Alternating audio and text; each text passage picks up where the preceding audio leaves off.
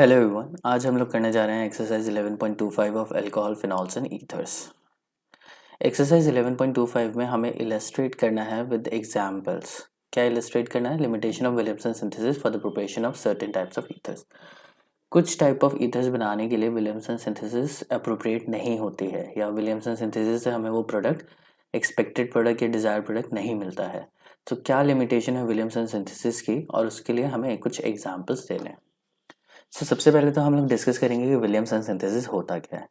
Williamson synthesis एक बहुत ही versatile method है ईथर्स की प्रिपरेशन के लिए। किस तरीके से यूज़ होता है? इसमें हम लोग लेते हैं RO negative Na positive sodium alkoxide, और इसको हम लोग ट्रीट कराते हैं RBr एल्काइल हैलाइड से।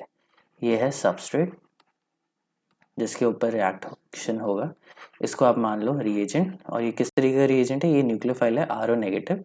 सोडियम बस यहाँ पे उसको स्टेबलाइज कर रहा है, तो RO नेगेटिव एक न्यूक्लियोफाइल है जो सबस्ट्रेट के ऊपर अटैक करेगा, और हमें मिल जाएगा RO R' plus Br negative यहाँ से रिलीज होगा, और साथ में Na पॉजिटिव उसको स्टेबलाइज करेगा। ये जो RO नेगेटिव है ये बैक साइड से अटैक करेगा, और Br को ये बाहर निकलने के लिए मजबूर करेगा।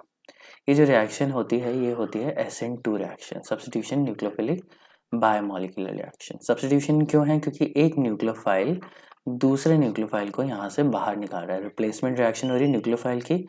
और सिंस ये न्यूक्लियोफिलिक सब्स्टिट्यूशन है तो इसलिए हम लोग सब्स्टिट्यूशन न्यूक्लियोफिलिक बोलेंगे। एक न्यूक्लियोफाइल दूसरे न्यूक्लियोफाइल को रिप्लेस कर रहा है। अब next is two stands for bimolecular reaction. Bimolecular reaction कैसी रिएक्शंस होती हैं? जहाँ पे जो रेट होता है ना, वो रिएजेंट पे भी डिपेंड करता है और सबस्ट्रेट के ऊपर भी डिपेंड करता है।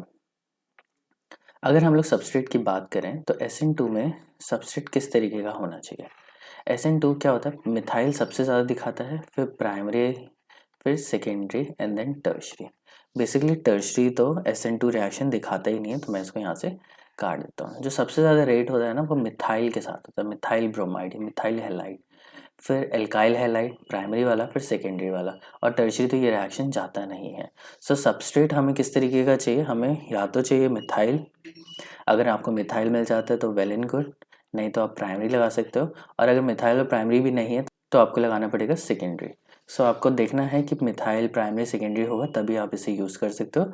और for most of the cases में हम लोग सेकेंडरी भी अवॉइड करेंगे। जनरली आप क्या रखना कि एल्काइल हैलाइड है ना, वो हमेशा प्राइमरी ही होना चाहिए, तभी जाके यील्ड अच्छी आती है।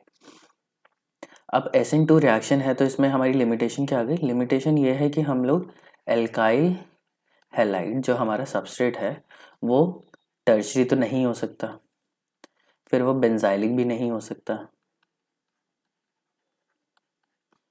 और वो एराइल भी नहीं हो सकता। यहाँ पे हमारे पास तीन लिमिटेशन हो गई कि टर्शरी कभी भी नहीं रखेंगे, बेंजाइलिक कभी भी नहीं रखेंगे, एराइलिक कभी भी नहीं रखेंगे, और एलाइलिक भी आप नहीं रखोगे तो ज़्यादा बेटर है। तो ये चार केसेस हैं जहाँ पे आपको ये रिएक्शन सबस्ट्रेट इस तरीके का यूज़ नहीं करना है। एल्काइल हैलाइड आपका इस तरीके का नहीं होना चाहिए। तो सबसे पहले हम लोग बात करते हैं टर्शरी की। अब टर्शरी के केस में होता क्या है? फॉर एग्जांपल हमारे पास है CH3O negative and Na positive, और आपने ले लिया ये।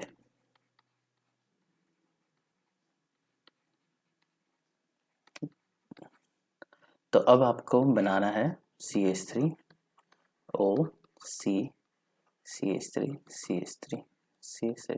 मतलब आप तो यही एक्सपेक्ट करोगे कि ये ब्रोमीन यहाँ पे अटैक करेगा और ये यहाँ से रिलीज हो जाएगा,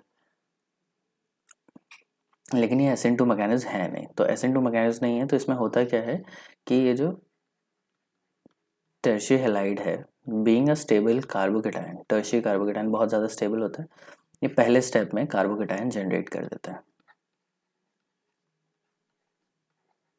और ये टर्शियरी कार्बोकेटायन काफ़ी ज़्यादा स्टेबल होता है। अब नेक्स्ट क्या आता है? नेक्स्ट आता है हमारा, अब हम सोच सकते हैं कि अगर ये हो गया तो क्या फ़र्क पड़ेगा, ये O नेगेटिव तो यहाँ पे भी अटैक कर सकता है और हमारा प्रोडक्ट तो बन ही जाना चाहिए। लेकिन ऐसा होता नहीं है। क्यों नहीं होता? क्योंकि ये बेस की तरह यहाँ पे काम करेगा और यहाँ से प्रोटॉन निकाल के एल्कीन ही बना देगा।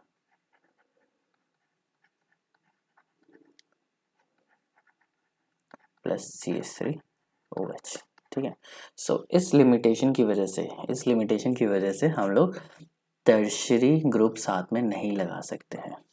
फॉर एग्जाम्पल अगर आपको बनाना है CH3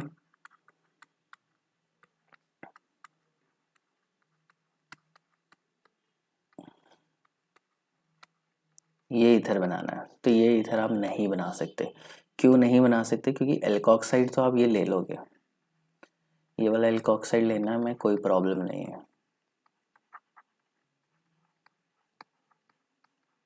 लेकिन ये alkyl halide, tertiary alkyl halide लेने में बहुत प्रॉब्लम है, क्योंकि ये एलिमिनेशन कर जाता है और हमें मिल जाता है एल्कीन। सो ये रिएक्शन पॉसिबल नहीं है। तो पहली लिमिटेशन ये है कि एल्काइल हैलाइड हमें टर्शियरी नहीं चाहिए, और अगर हमारे पास ऑप्शन ही नहीं है और दोनों साइड पे ही टर्शियरी लगा हुआ है, तो उस केस में ये विलियमसन सिंथेसिस हो जाती है फेल।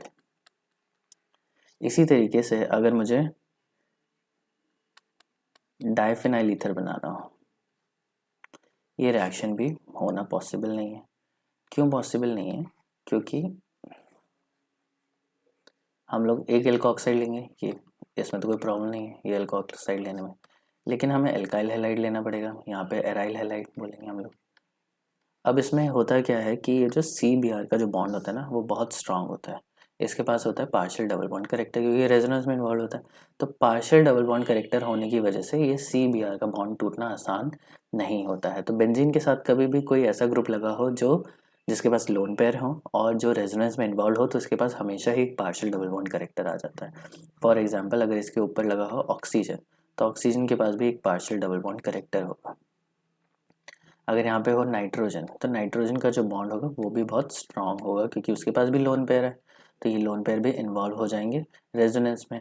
और अगर आपके पास होगा कोई हैलाइड, तो ये भी रेजोनेंस में इन्वॉल्व हो जाएगा। तो ये CO, CN और CX का बॉन्ड तोड़ना हमारे लिए बेंजीन के साथ जब भी डायरेक्टली लगा होता है, तो उसको तोड़ना बहुत ही ज़्यादा डिफिकल्ट होता है। तो these two are the major limitations of Williamson synthesis, कि हम लोग एल्काइल हैलाइड टर्शियरी यूज़ नहीं कर सकते। सो उन केसेस में क्या, जब दोनों ही साइड पे टर्शियरी बनाना हो, तो वो नहीं बनाया जा सकता थ्रू विलियमसन सिंथेसिस। और उन केसेस में भी यूज़ नहीं हो सकता जहाँ पे फिनाइल दोनों ही साइड पे लगा होना चाहिए। तो इस तरीके की रिएक्शन भी उधर नहीं होती है। बेंजाइल की अगर हम लोग बात करें, तो बेंजाइल रिएक्शन हो सकती है। क्यों हो सकती है? क्योंकि उसके पास कार्बोकेटायन तो बन जाएगा, लेकिन वो कार्बोकेटायन एलिमिनेशन रिएक्शन नहीं दिखाता, तो वहाँ पे हमारा प्रोडक्ट बनने के चांसेस काफ़ी ज़्यादा हैं। एलाइल में भी प्रोडक्ट बन जाएगा, लेकिन वहाँ पे भी एल्किन नहीं बनेगी। तो मेजरली आपको ध्यान रखना है कि हम लोग टर्शरी और allyl, tertiary and aryl groups को हेलोजन के साथ नहीं लगाएंगे, और अगर वो हेलोजन के साथ रखा हुआ है तो ये ईथर बनने की पॉसिबिलिटी नेग्लिजिबल है, वो नहीं ही बनेगा। और परसेंट यील्ड की बात करें तो 1 और 2% ज़रूर बन सकता है, लेकिन इट इज़ वेस्टफुल।